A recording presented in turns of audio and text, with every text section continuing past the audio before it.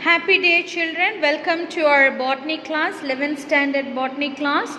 We are dealing with our 14th lesson, respiration. In that, let's look into the last topic, that is pentose phosphate pathway. It is also known as phosphogluconate pathway, and this pathway deals with the breakdown of glucose. Breakdown of glucose is also known as glycolysis. Here, this glycolysis is an alternate method. Therefore, this is called as oxidative pentose phosphate pathway. Okay, this was found out by Warburg, Dickens and Lippmann, and therefore it is also known as Warburg-Dickens-Lippmann pathway.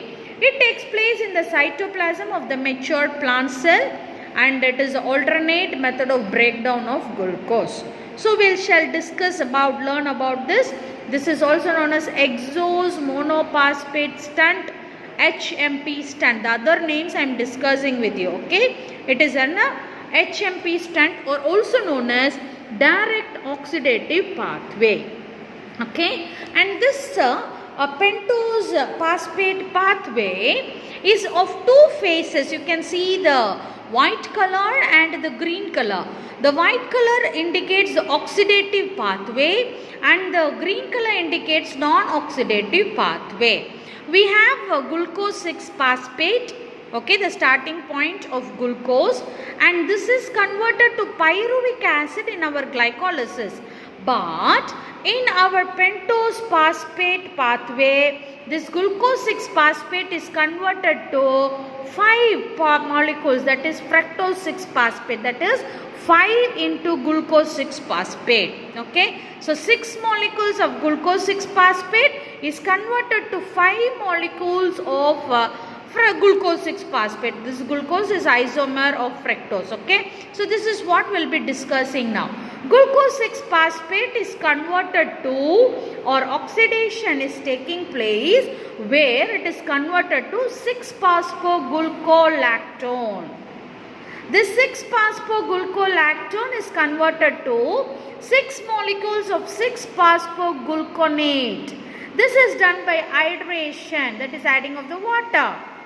Third step, this 6-phosphogluconate is converted to 6 molecules of ribulose 5-phosphate, where a carbon dioxide molecule is removed, which is called decarboxylation.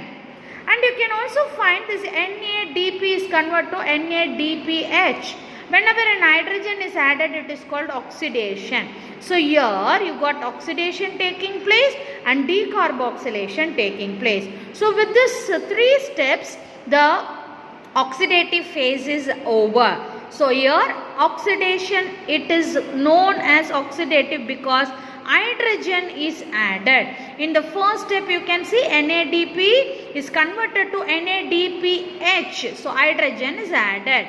In the second step, water molecule is added. So here water molecule consists of hydrogen.